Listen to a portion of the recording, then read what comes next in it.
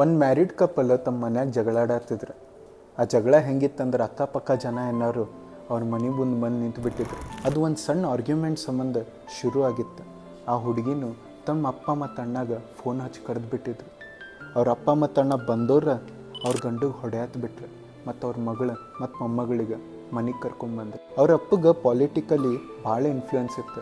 ಅವ್ರ ಅಣ್ಣನೂ ಒಂದು ದೊಡ್ಡ MNC ಕಂಪ್ನಿದಾಗ ಕೆಲಸ ಮಾಡ್ತಿದ್ದ. ಅವರಿಬ್ಬರು ಆ ಹುಡುಗಿ ಹೆಂಗೆ ಇನ್ಫ್ಲೂಯೆನ್ಸ್ ಮಾಡಿದ್ರಂದ್ರೆ, ಆ ಹುಡುಗಿ ತನ್ನ ಗಂಡನ ಮೇಲೆ ಫೇಕ್ ಡೊಮೆಸ್ಟಿಕ್ ವೈಲೆನ್ಸ್ ಮತ್ತು ಡೌರಿ ಕೇಸ್ ಹಾಕಿದ್ಲ. 4 ವರ್ಷ ಆ ಹುಡುಗ ಕೋರ್ಟ್ ಅಡ್ಡಾಡಿದ್ದ.